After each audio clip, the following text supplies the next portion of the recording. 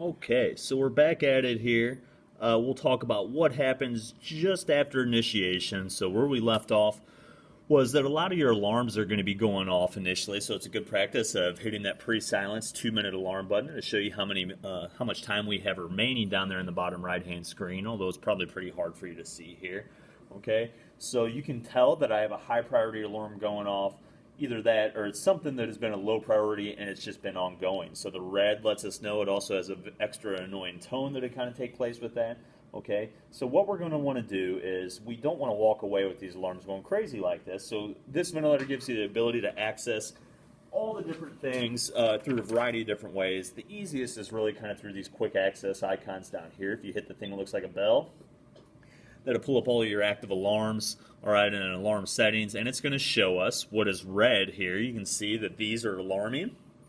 Okay, so it's going to show us what we have set as our values here. So let's go through one by one. I'm going to pre-silence those alarms for another 2 minutes. Peak pressure. All right, so peak pressure currently is the high pressure alarm is set at 40 centimeters of water, so it's telling the ventilator do not allow, no matter what, don't allow the pressure in this ventilator circuit to exceed 40 centimeters of water.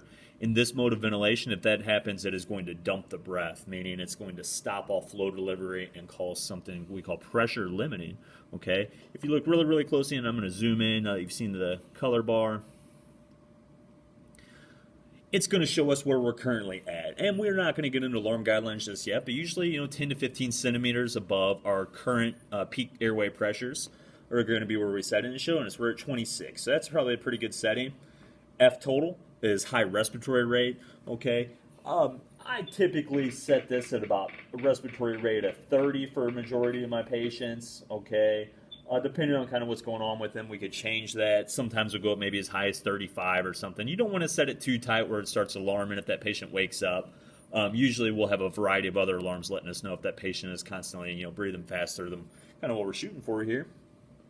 Minute ventilation. So you have a high and a low, so that's this VE total here. You can see our high is at 5.5, okay? Our current value is 6.73. All right, so for my high minute ventilation, I'm not overly concerned with this one. Usually what I'll do is, 100%, or 150% above, maybe even, 200%, so you could double it in many instances. We'll go ahead and we'll closely double what we're at. Okay, I'm going to go ahead, I'm going to touch it, I'm going to turn up, we'll go to 12. All right, and I'm going to hit it. One thing I do want to let you know is I change these things. Look, they're still in a yellow color. Okay, it's essential that we hit accept before we go out, otherwise we'll lose it. On my low minute ventilation, very seldomly on an adult patient, do I typically want to see that less than 5 liters per minute. Okay, even though I know I'm guaranteed minute ventilation in this mode, I'm going to re-silence there. Even though I know I'm guaranteed minute ventilation, I want to make sure that, I'm going to zoom back out just a little bit here. I want to make sure that if somebody switches a mode or if something else happens, that I have a bare minimum value that's kind of appropriate. We'll talk about what a normal minute ventilation value is for the majority of our adult patients. Right now, our high tidal volume alarm, or VTE mandatory, is going off, all right, because I have it set at 550 and my alarm is at 550. Usually we'll do this, 150 to even 300 mils above, so I'm going to set mine at 700. It really should not go off unless you get into some major asynchrony issues, something called double triggering or just breath stacking that we'll talk to a little bit later. 300 mils, just like non-invasive, that's a pretty good generic value for a low tidal volume alarm or low exhale tidal volume alarm. Typically, once again, we'll set that 100 to 150 mils below what we had set. So I could set it tighter if we wanted to. Leave it as is right now. The 980 and the 840 give the ability to also set values for spontaneous breaths. In this case, since we don't have the ability to set spontaneous because we're in assist control, okay, and it's all mandatory breaths, it's setting those the same. But as our patient gets better and we switch them to spontaneous breathing prior to weaning and extubation, this ensures that we have appropriate values set. Now you want to go ahead and hit accept all, because all these yellow things, if I get out of this menu, it will not accept them. So I'm going to hit accept all. You'll see, all right, here in a second, that I still have this thing alarming, okay? Then it goes away, and up top here, let me bump it up. Once again, the color scheme, and it's hard to see in this iPad, but on the sides, okay, we have red, but then it shows you green. Green meaning it's all good. Red, you had some previous alarms. by hitting this value, or by hitting this button down here, we can go ahead and we can reset those alarms and go back to all green. Green is good. Okay, so right now, this ventilator is delivering all time triggered breaths to my patient. I can tell this, all right, because it's going to tell us a C for all time triggered breaths in assist control. Or in our case, this means these C's, it means that the breath is being triggered by the ventilator as a result of time, by us setting that respiratory rate here.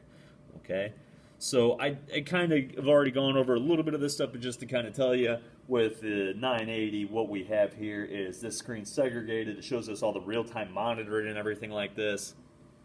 Peak pressure is the highest pressure reached, all right, while trying to push this 550 mil breath in. In volume ventilation, I'm telling the ventilator to give it regardless. So if something happens to my resistance, or my patient all of a sudden tries and get out of sync with the ventilator and try and resist a breath, watch what happens. You're going to see that peak pressure go up, but our tidal volume remain constant. Okay, so it's only able to focus on one thing at a time. And it's, in our case of volume ventilation, it is focusing on truly delivering that volume. So the force that it takes to push that volume in is going to go up or down as things kind of happen to the lungs. Now, you might be going, well, this guy's a liar. My tidal volume, which is this next thing on the monitoring screen, it changes a little bit as I change my patient's kind of lung compliance. Oop, I squeezed my lung too hard there. I hit that high pressure limit, which I'll show you again here in a second. As I kind of make changes, you'll see this value jump around, but keep in mind, this is not VTI, meaning inspired tidal volume. It's VTE. Everything we look at in mechanical ventilation, we're more concerned with what is coming back and out of the patient, okay? It should fall fairly close to what we have set. Sometimes you get a little bit more coming out, sometimes you get a little bit less, but it should be fairly close. If we start having major changes, falling, more than 5 to 10% away, or more than 50 mils above or below, we need to start maybe thinking about some of the different causes with that. Okay, and we'll learn a lot more in troubleshooting. Shows me my actual respiratory rate. Okay, so remember, we're in assist control. So right now, the only thing that we're really telling the ventilator is, regardless of who gets the breath, I want it to be 550 mils, and I want you to achieve that 550 by giving a peak flow of 60 with this flow presentation. So my patient in any mode of ventilation can always trigger a breath faster than the set rate. So let me show you a couple of things here. You're going to see the actual rate change. I want you to realize that even when the patient starts triggering a breath, the volume is going to be the same, but you'll see another little change in our icon up here.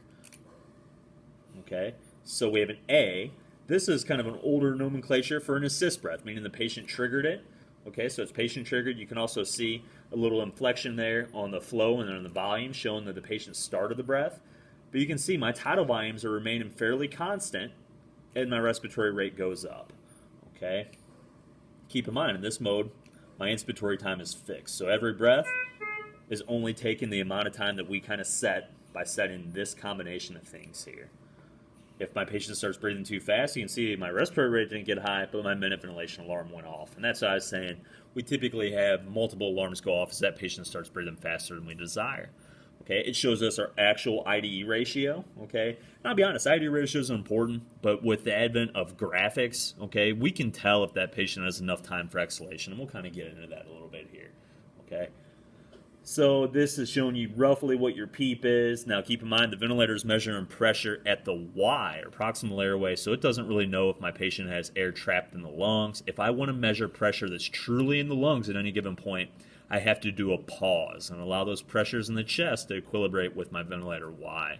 Okay, this is just showing us what it's registering at the Y, and it should be fairly close. Sometimes you'll see it maybe drop down a little bit with a vigorous inspiration. Sometimes you might see that go up a little bit with a forceful exhalation, but it should be fairly close. The P mean is also mean airway pressure. Very, very important. It's something that drives oxygenation.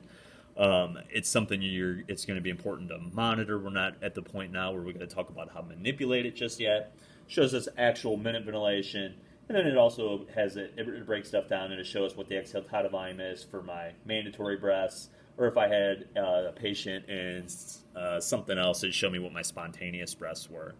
Okay. You can hit this and keep going over and get some other different values and everything like that. Some that aren't applicable, okay, in this mode. Some of these things will be, you know, RSBI or FVT, something very, very important in weaning. If you want more data, you can hit this little pull down. It's going to show you extra stuff, some of which doesn't apply in this mode. All right, some that does. You can look at stuff like that. You can hit this other little drop down, and it gives you the big eyes or the poor eyes version. Shows you kind of what's going on, but it also gives you your ventilator graphics and everything like that. Okay, you can hit that again, and it's going to pull you out of this. So let's just talk a little bit about graphics while we're at it, and then we're going to focus on this ventilation lab assignment or handout here and taking a look at some stuff.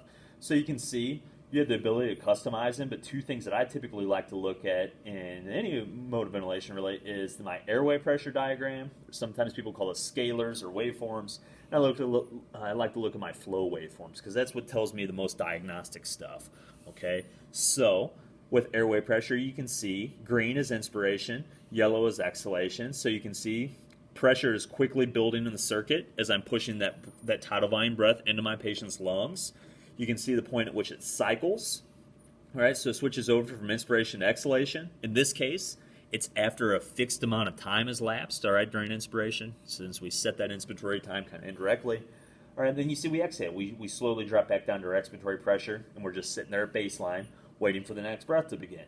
Likewise, on my flow, so the thing to remember is stuff above the line is positive flow coming from the ventilator. All right, stuff below the line is expiratory flow, or coming back to the ventilator from the patient. And as we get into graphics and troubleshooting, we can tell a whole lot. I'm going to zoom in just a little bit more.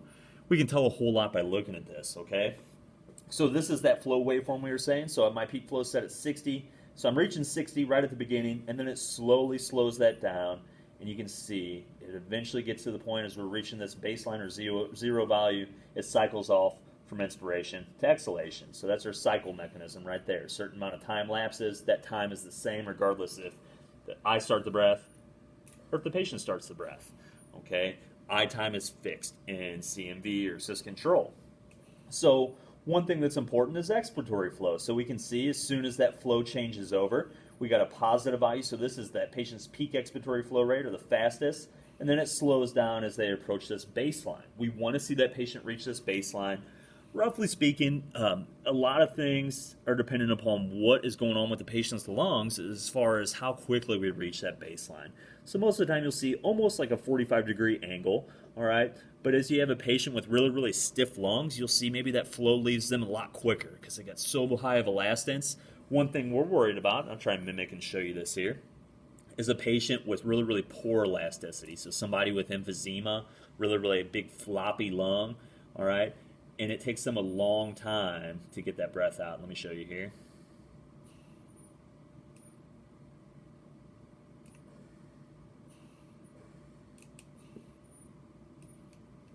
And that's other whole set of graphics, troubleshooting there. Okay, but what I'm getting at is we can tell a lot by this expiratory flow, but we want to see it coming back to baseline. If they are still, so say my patient starts actively breathing, if they're still exhaling when the next breath starts, that means flow is still leaving the lung, all right? Trapped flow in the lung equates to pressures, okay? And we get auto-PEEP, which is very, very bad. So you always want to make sure that you're looking at that expiratory flow waveform. We'll talk about that a lot more in the classes to come. All right, let me zoom out just a little bit more. Okay, so that's a brief little intro there. Okay, I'll show you a couple other things with that. Let's focus on this introductory vent lab little assignment thing here that you'd typically be doing hands-on. So on these settings, it asks you to record the current inspiratory time, expiratory time, cycle time, I to E, and peak pressure. Just getting you familiar with the ventilator. How do we figure out my I time? Well, I got my core settings down here. Okay, once again, this is monitoring core settings and all that stuff is right down here. By hitting any of these core things regarding the volume delivery to my patient or inspiratory delivery, it pulls this screen up.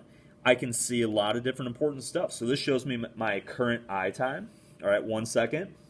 Shows me my E time. All right, and this is based upon the actual set. If my patient started breathing faster, there'd be some implications with that. Okay, so We essentially have a 4-second expiratory time. My total cycle time is going to be signified by that 5 right here. Okay, let me zoom in a little bit for you. Kind of hard to see probably. And then it shows me my IDE ratio. Now keep in mind, this is my IDE ratio based upon my settings. In real life, we always are concerned with that real IDE ratio whenever we're charting it. And then I said my peak pressure is 26 centimeters of water. Okay? So, we found all that stuff. Let's take a look, and this is a key concept that is essential for your understanding of volume ventilation. Okay, I'm going to kind of zoom in, see if you can see a little bit better. Kind of a little tough there. All right, so the exercise says increase the set flow from 60 liters to 80 liters a minute. So I'm speeding up the rate at which that air is leaving the ventilator at the beginning of a breath. But keep in mind, I'm only pushing air until I get to 550 milliliters. So watch what happens to change peak flow. I hit that. I'm going to turn this knob, and as I increase, look what's happening. Everything that's changing as a result of this is turned into yellow. You notice my cycle time doesn't change. My cycle time does not change because that's dictated by the respiratory rate. What does change is my inspiratory time, okay? If I'm pushing air out of the ventilator at a faster rate, look what happens as I go to 80 liters a minute. I'm accomplishing inspiration at a quicker rate. If I'm accomplishing inspiration at a quicker rate, and my cycle time was fixed, so the total amount of time was fixed, and now I'm accomplishing inspiration quicker, look what happens. So my I time is now 0.76 seconds. My E time is increased to 4.24 seconds, and my IDE ratio is lengthened out to allow for more time for exhalation. So we'll talk about all the reasons that we could maybe need to increase peak flow for a patient. A lot of it is as they start waking up and actively breathing. All right, we got to try and make them comfortable. But sometimes we'll run into problems with making ventilator changes and not having enough time for exhalation. Well, we know that the only way that we can change expiratory time in mechanical ventilation is by manipulating inspiratory time to allow longer time to exhale. All right? Our cycle time is dictated by our rate. We can't change our rate because that's going to have changes for our blood gas. If we need a patient to be breathing at a certain rate, but I need more time for exhaling, by going up on peak flow, it's got an inverse relationship with I time. So if you squeeze that air out faster, all right, it's going to take a shorter period of time to reach that tidal volume. So inspiratory time and peak flow are inversely related. You go up on one, the other goes down, and vice versa. Okay, so by changing that, let's go ahead. Let's hit accept. All right, even though we know what changes are going to take place with your I time and your E time and all that stuff, okay, there's one other change we'll have to take a look at that does kind of have an effect as we change that flow rate. If you look, so once again, our I time, it changed to 0.76 seconds. It's because the flow's leaving the ventilator faster, so we reach our goal quicker. Just like if you're squeezing a bag quicker, you're delivering your volume at a faster, over a shorter period of time. You're delivering it more quickly, okay? So you can see our I time has changed to 0.76. Our E time is lengthened, 4.24, was 4 before. Our cycle time doesn't change because the only thing that changes cycle time is your actual respiratory rate, okay? Whether that's what's set or if my patient starts breathing faster, that's going to change that, okay?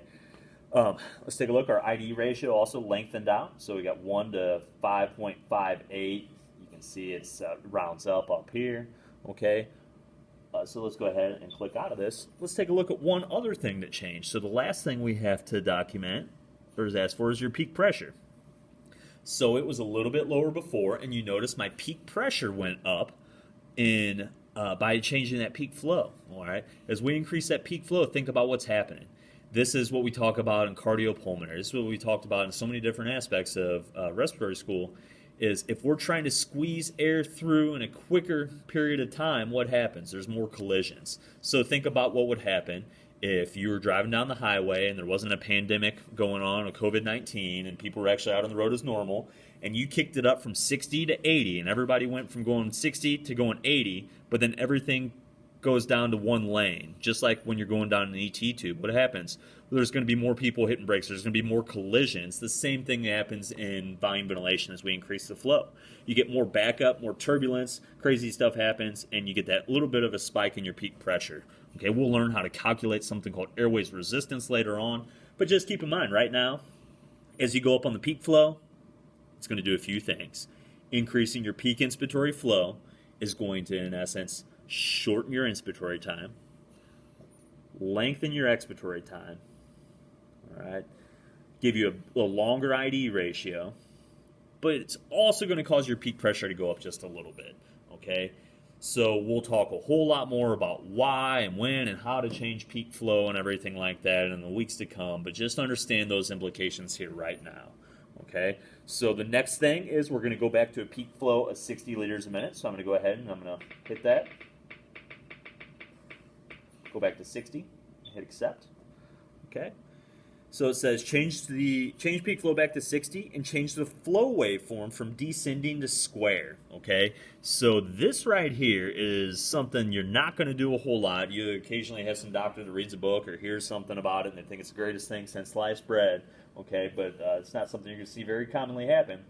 Changing the flow waveform is something we can do only in volume ventilation, okay? So we can only change the flow delivery pattern in volume. It's the only mode that gives us the ability to really change that.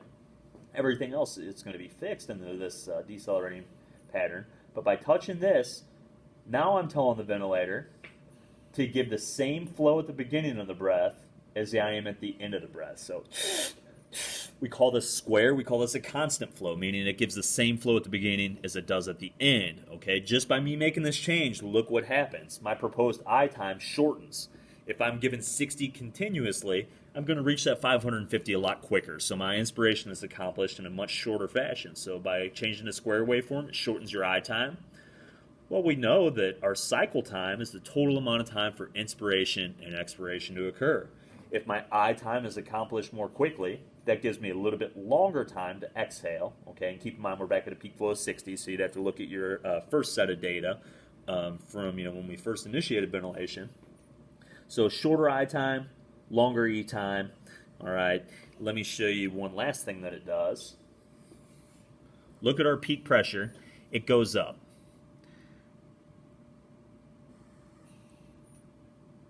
Changes our waveform look. So not only here, but it changes the way the pressure is building in our circuit here. Okay, so this is a perfect example. It's what we were saying before. If flow is the flow at the very beginning of the breath is the same as it is at the end, that flow doesn't slow down during inspiration. You have more collisions. You're trying to force more readily flow through that restriction in the ET tube, and you consequently see a little bit of a higher peak airway pressure. Okay. The very few times that I've had somebody actually want me to do something like this would be if you had somebody that you're having trouble maximizing expiratory time and you had to switch over.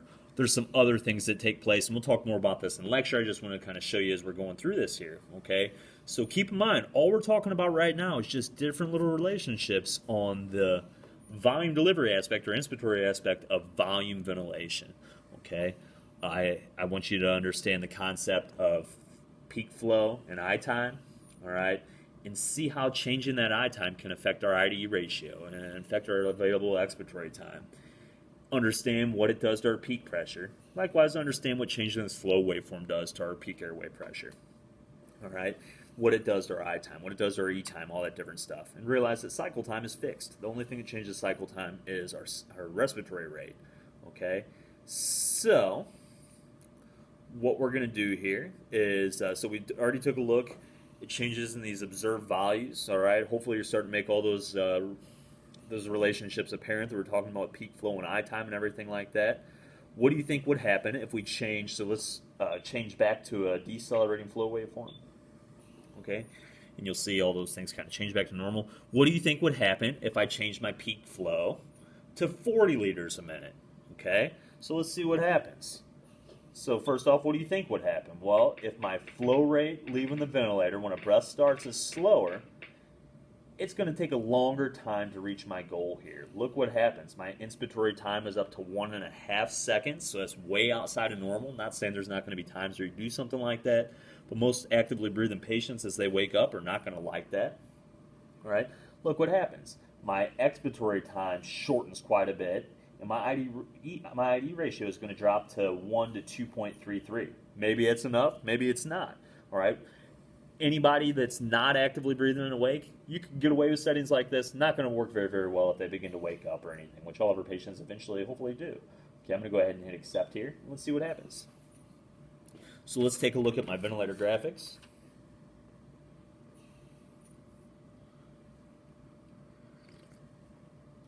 You can see my peak pressure drop back down a little bit. You can see inspiratory time really looks a lot longer.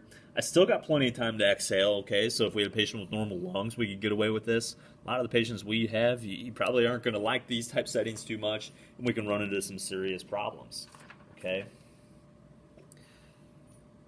So what we'll do from here on out, I'm going to show you one other little exercise, all right, in a separate video. So we talked about peak flow and changing stuff here. We're going to put some different settings in, and I'm going to do that on the 840 ventilator. So about the same ventilator. If you can run one, you can run the other, but it's just a little bit different. I'm going to show you this different video just for that, all right? And we're going to play with one other key aspect and take a look at some different things that can affect inspiratory time and expiratory time in volume assist control ventilation. So I'll see you soon.